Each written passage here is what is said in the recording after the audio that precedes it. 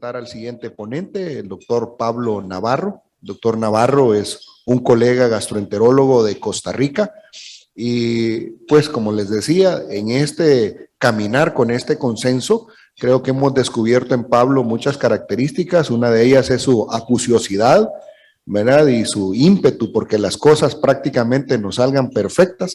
Así que creo que es la persona adecuada para presentar ante ustedes el consenso centroamericano y del Caribe de diagnóstico y tratamiento del síndrome de intestino irritable.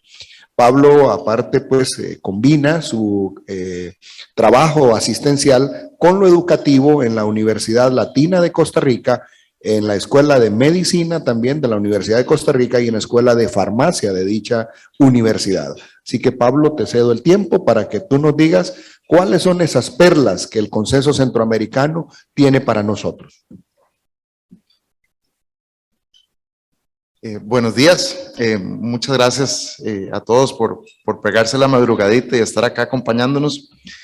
Muchas gracias al comité organizador por habernos tomado en cuenta para la exposición y bueno, sin más, es un poco fácil y a la vez difícil exponer después de tan buena, esos son mis conflictos de interés, después de tan buena exposición del doctor Otero, y realmente este es un trabajo de un conjunto de personas. Fuimos 16 gastroenterólogos seleccionados por las respectivas sociedades de Centroamérica y del Caribe, y ahí están los nombres para que los vean un ratito. Realmente la idea fue emitir recomendaciones adaptadas a nuestra realidad. Se usó para el estudio una metodología Delphi, y el coordinador del estudio fue el doctor Galdames, que a la vez se ha lucido con este extraordinario congreso. Y tenemos que mencionar el gran aporte de la empresa Abbott, que fue un aporte grande económico y grande en ética, porque solo los vimos el primer día de la reunión, que nos dijeron: aquí están todos los recursos para que ustedes se reúnan y decidan lo que quieran. De ninguna forma influyeron en ninguna recomendación presentada en este consenso. Nos dividimos en 3 grupos a ver, ¿se pasó la diapositiva? ¿No? Sí. Nos dividimos en 3 grupos para trabajo, uno de diagnóstico, otro de definiciones y otro de tratamiento, y buscamos estudios entre el 2017 y 2021 y cualquier estudio previo de relevancia, que había muchos. Cada recomendación fue votada y se requirió más del 75% del acuerdo entre los miembros del consenso para que dichas recomendaciones fueran aceptadas. Usamos el sistema GRADE para la clasificación de la calidad de la evidencia y darle fuerza a las recomendaciones, de modo que la calidad era alta, A, moderada, baja o muy baja, y la fuerza de la recomendación fue fuerte a favor de la intervención, débil a favor de la intervención, débil en contra de la intervención y fuerte en contra de la intervención. Van a ver que durante la exposición usé mucho el texto del consenso como está escrito, y es porque quería que tuvieran abajo estas recomendaciones y cómo estuvo la votación en cuanto a lograr el consenso. Entonces empezamos con una parte de epidemiología, definiciones y fisiopatología, y como les decía, era muy fácil exponer esto porque ya el doctor Otero nos explicó el primer enunciado, que es que el síndrome de intestino irritable es uno de los trastornos de interacción intestino-cerebro más comunes y se caracteriza por un dolor abdominal recurrente de intensidad leve a grave asociado a alteraciones en los hábitos defecatorios en ausencia de enfermedad orgánica o anormalidades bioquímicas. Y también me hizo más fácil porque les enseño el estudio de la Fundación Roma, donde dice que hay una prevalencia mundial de 4.1%. Y si ustedes vieron el mapa, veían todos los países en donde estaba hecho y no estaba incluido ningún estudio, ningún país centroamericano ni del Caribe. Pues resulta que Isaac Quintero y Luis Aguilar y varios acá hicieron un estudio centroamericano en 6 países que mostró que tenemos nosotros una prevalencia del doble del que daba la Fundación Roma, casi con un 7.3%, del cual fue 9.8% en mujeres y 4.7% en hombres. Este fue un estudio con bastantes pacientes, fueron 1.600 pacientes, bueno, o sujetos de estudio, 1.200, perdón. En cuanto a las variedades de predominio, la prevalencia predominante fue estreñimiento con 3.2% de prevalencia en la población, diarrea 2.3% y variedad mixta 0.8%. La definición de Roma ya la acabamos de ver, nada más recordar que en Roma 4 aclararon que cuando uno defeca y aumenta, el dolor puede aliviarse o más bien aumentar, donde antes solo decía que solo se aliviaba. Cambio en la frecuencia de las deposiciones y la apariencia, y también ya de todos es conocido la clasificación de las heces de Bristol, que nos ayuda a asociar a las variedades asociadas a constipación o, por otro lado, a la variedad diarrea, variedad mixta o inclasificable. En cuanto al diagnóstico, aquí hay cosas que tratamos de adaptar a nuestra realidad. Primero, consideramos que es aconsejable realizar a todos los pacientes un hemograma, examen general de heces, velocidad de eritrosedimentación y proteína C reactiva, dado que estos exámenes son accesibles y útiles para descartar organicidad. Se recomienda además la prueba de hormona de TSH solo si hay sospecha de enfermedad tiroidea y no como un examen de rutina. Y como bien ha quedado claro igual del doctor Otero, las guías internacionales recomiendan que nosotros hagamos un diagnóstico positivo utilizando los criterios diagnósticos de Roma 4 para minimizar las investigaciones diagnósticas. Si nosotros le decimos, bueno, usted podría tener esto, pero también podría tener esta otra cosa, y entonces le vamos a hacer esto y esto y esto y esto, le crean una cantidad de ansiedad al paciente que cuando usted les diga, ¿sabe qué? Todo salió bien, usted tiene un síndrome de intestino irritable, el paciente le va a decir, no, doctor, usted me dijo que yo me iba a morir, que algo más tengo que tener. Entonces nosotros desde el principio tenemos que ser claros, usted tiene probablemente un síndrome de intestino irritable, por su situación vamos a hacer este examen, pero probablemente no nos vamos a mover de ese diagnóstico. Entonces, si se debe descartar, la siguiente recomendación es la enfermedad celíaca, como ya nos explicaron previamente también, los síntomas son muy similares a los del síndrome de intestino irritable compartidos, y entonces en todos los pacientes con síndrome de intestino irritable, variedad diarrea o variedad mixta, se debe descartar. Además, se debe considerar este diagnóstico en los pacientes con un subtipo de estreñimiento que si no hay mejoría adecuada con el tratamiento, y la prueba sugerida para tal fin es la serología con antitransglutaminasa IgA, pero si el paciente va a una endoscopía digestiva alta, se debe tomar biopsias de intestino delgado. Y es que la prevalencia de la serología normal para enfermedad celíaca es 3 veces mayor en pacientes con sospecha de síndrome de intestino irritable que en pacientes sin dichos síntomas. Y eso es independientemente del patrón de las heces. En mi práctica clínica, y estoy seguro que en la de muchos de ustedes, hay una extraña situación, que es que al paciente le duele cualquier segmento del abdomen, a veces el abdomen inferior, y él decide, me voy a hacer una gastroscopía. Creemos los autores del consenso que eso es una particularidad muy centroamericana.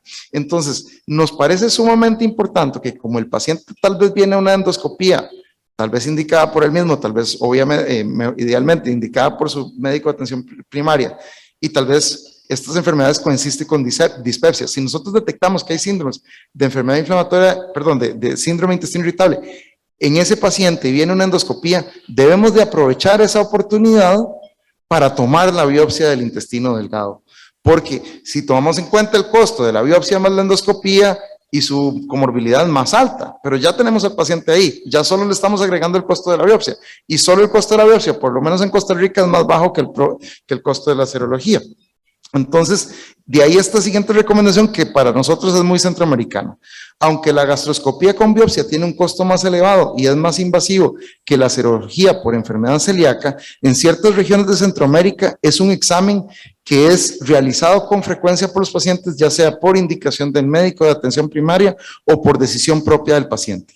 A cualquier paciente que se someta a una gastroscopía y en el que se sospeche síndrome de intestino irritable, se le debe tomar biopsia de intestino delgado para descartar enfermedad celíaca, y esto es más importante aún si el paciente tiene un subtipo con predominio de diarrea.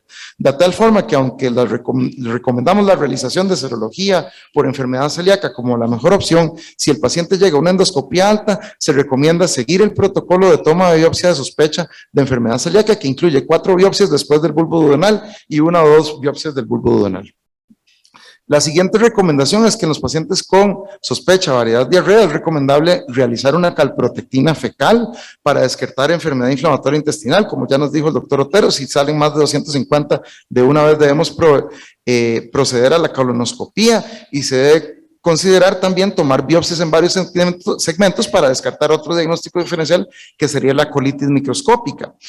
En el caso en caso de pacientes con diarrea persistente a pesar de tratamiento, se debe considerar otros diagnósticos como enfermedad celíaca, mala absorción de sales biliares, insuficiencia pancreática exocrina o esprue tropical.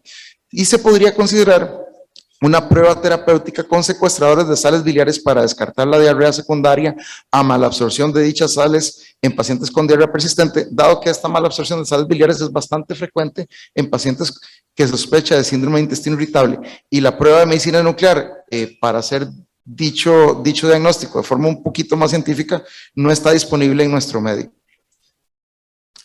La siguiente recomendación es que hay poca evidencia para solicitar de forma rutinaria pruebas para detectar el SIBO, y ya el doctor también hizo referencia a esto. En caso de estar disponibles, queda a criterio del médico si se van a usar las pruebas de aliento, que lo que nos van a ayudar es a predecir un poco la respuesta a la rifaximina, pero sí, ya vimos que además la rifaximina tiene otros componentes beneficiosos que no son exclusivamente relacionados con su actividad sobre la microbiota.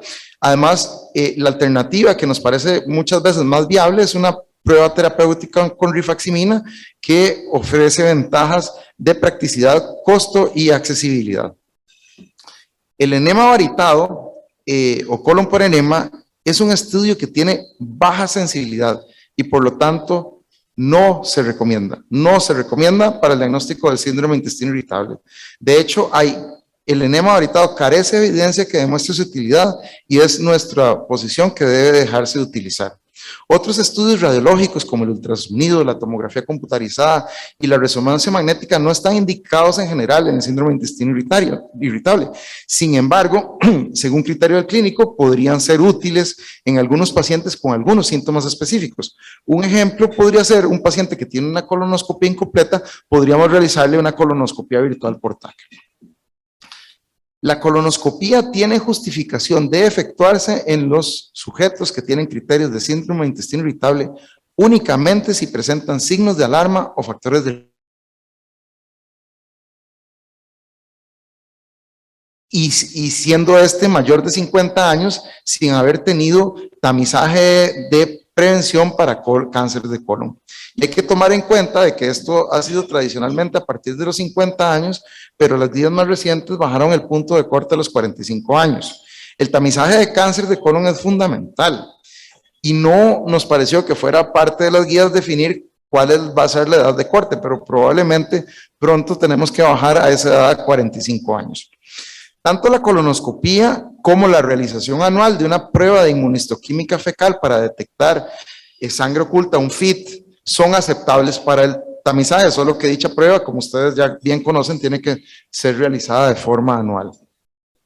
Ya pasando al tratamiento, la dieta, ya hablamos de la dieta FODMAP, es eliminar todos estos alimentos que contienen oligosacáridos, disacáridos, monosacáridos y polioles fermentables, teniendo en cuenta que el apego a esta dieta puede ser complicado y que idealmente debe ser guiada por un especialista en nutrición clínica. Nosotros no podemos guiar a nuestros pacientes en eso, normalmente no tenemos el tiempo para hacerlo y muchas veces no tendremos la experiencia necesaria para hacerlo. Para eso está el especialista en el campo y debemos recurrir a él. También no podemos excluir universalmente el gluten en pacientes con síndrome de intestino irritable. No hay evidencia en este estudio, no hay evidencia suficiente que soporte esta recomendación. Ya sabemos que algunos pacientes no celíacos se van a beneficiar de dicha exclusión, pero no podemos recomendarla como una dieta universal. Y obviamente siempre que alguien vaya a hacer una dieta de exclusión de gluten, antes debe hacérsele algún examen para haber descartado enfermedad celíaca, si no vamos a tener el problema de que el examen salga negativo en un futuro y no sabemos si fue porque el paciente estaba a dieta o porque de verdad no era celíaco.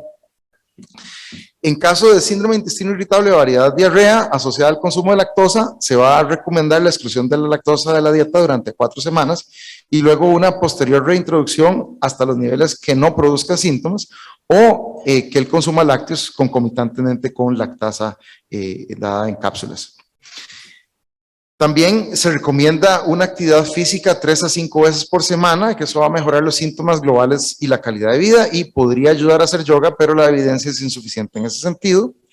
Y lo que nos decía el doctor Otero también, que nuevamente la relación médico-paciente adecuada es fundamental, ya que está asociada a mejores resultados en el tratamiento global y en la calidad de vida de los pacientes con síndrome de intestino irritable. Si el paciente no hizo clic con ustedes a consulta, ese paciente probablemente no va a responder al tratamiento. Ya hablaba del síntoma de dolor abdominal, los antiespasmódicos en su gran variedad han demostrado ser efectivos ante el dolor abdominal, por lo que son altamente recomendados por sí solos o combinados, y para ello se deben individualizar cada paciente según sus necesidades. La mebeverina, la trimebutina, la iosina, el propinoxato, el otilonio y el pinaverio están disponibles en Centroamérica y todos en mayor o menor medida tienen evidencia que lo soporta. Y de hecho, en general los antiespasmódicos tienen unos NNT bastante positivos para mejorar dolor abdominal de 7, para mejorar síntomas globales 3 y una mejoría global del paciente de 5. Es importante, si ustedes leen las guías norteamericanas, que uno tiende a consultarlas muchos, que ellos más bien excluyeron los antiespasmódicos de eso y a nosotros nos sorprendió.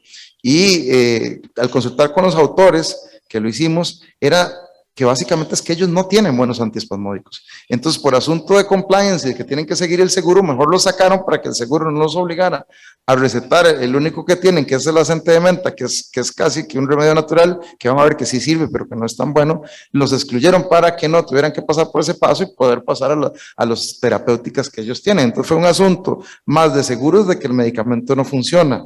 Okay. Y otra cosa que hay que tomar en cuenta es que todos los antiespasmódicos son medicamentos que no son nuevos en el mercado. Entonces los estudios fueron hechos en otras épocas con otros criterios a los actuales y por eso es que la FDA es tan tan no adecuada en incluirlos. Pero en Europa y en el resto del mundo sabemos lo útiles que son y lo que nos pueden ayudar. Se recomienda, por otro lado, el uso de neuromoduladores en pacientes no respondedores a los antiespasmódicos convencionales, asociado o no a la enfermedad psiquiátrica. Los de mayor evidencia son los antidepresivos tricíclicos, sin embargo en pacientes con estreñimiento estos neuromoduladores pueden empeorar el estreñimiento. Hay que explicar al paciente que ellos alteran la percepción visceral del dolor y también que actúan de paso sobre la comorbilidad psicológica y modifican el tránsito intestinal. Entonces los tricíclicos tienen evidencia más sólida y además son ideales en la variedad de diarrea porque nos van a ayudar a manejar ese síntoma. Los inhibidores de la recaptación selectiva de serotonina tienen resultados menos concluyentes, aunque probablemente también sean efectivos. Y aquí hay que quitarnos los estereotipos del médico y del paciente. Hay que primero decirle, vea, yo a usted le voy a recetar un neuromodulador. Es un medicamento que va a actuar directamente en sus fibras nerviosas en el intestino, porque ahí está lleno de unas sustancias químicas que le generan dolor y yo se las voy a disminuir. Por cierto, de paso lo va a poner un poquito más feliz. Y si usted busca este medicamento en internet, porque todo el mundo consulta en internet, le va a salir que es un antidepresivo, pero no, usted no está deprimido, yo se lo estoy mandando para que se alivie su dolor. Y realmente esa es una intervención que le va a ayudar al paciente. Y si usted le menciona hasta el último minuto que es un antidepresivo, y que no genera adicción, muy importante, y que lo tiene que usar por un año, el paciente va a aceptar de mucha mejor forma el que usted se lo incluya en su práctica diaria y lo va a beneficiar. Ahí va a sentir la diferencia entre el especialista o el que se leyó las guías y el médico general que no se ha leído las guías. El uso de mirtazapina es una recomendación de expertos. Faltan estudios en ese sentido, sin embargo la mirtazapina es útil en el manejo del dolor neuropático, brinda un sueño restaurador y aumenta el apetito, además normaliza las deposiciones en pacientes con diarrea y es ideal para ese señor que padece insomnio, que casi no quiere comer, que está súper deprimido y le duele el abdomen. Ese es el caso ideal para darle mirtazapina y he tenido personalmente excelentes resultados con dicho medicamento. Nuevamente faltan estudios. Recomendaciones alimenticias, nuevamente volvemos a la dieta FODMAP, que debe usarse por un periodo no mayor a 6 semanas y luego la fase de reintroducción y la fase de adaptación. Y ya mencionó también el doctor la terapia de biorretroalimentación, porque hay gente que lo que tiene es una disinergia del piso pélvico, y eso tenemos que detectarlo por medio de un examen físico, tal vez un tacto rectal que nos ayude a ver que no hay un relajamiento durante la maniobra de Valsalva del esfínter, y en eso hay que dar esa terapia que le va a ayudar tanto en distensión como en manejo de la constipación. Para distensión abdominal también están los antiespasmódicos, que pueden ser solos o combinados con simeticona para el manejo del síndrome de intestino irritable y la distensión. Y aunque es muy habitual en la región y lo seguimos haciendo, hay muy poca evidencia que justifique el uso rutinario de enzimas digestivas o simeticona no asociada a antiespasmódicos en el síndrome de intestino irritable específicamente. La rifaximina, también hablando de distensión, en pacientes con síndrome de intestino irritable, en los que se sospecha que la distensión sea secundaria de disbiosis o vacío, se podría considerar el uso de rifaximina. La dosis va a ser de 550 miligramos cada 8 horas por 14 días. Nos va a modificar el microbioma intestinal y nos va a reducir la producción bacteriana de gas, y brinda además mejoría global de los síntomas y mejoría en la distensión abdominal.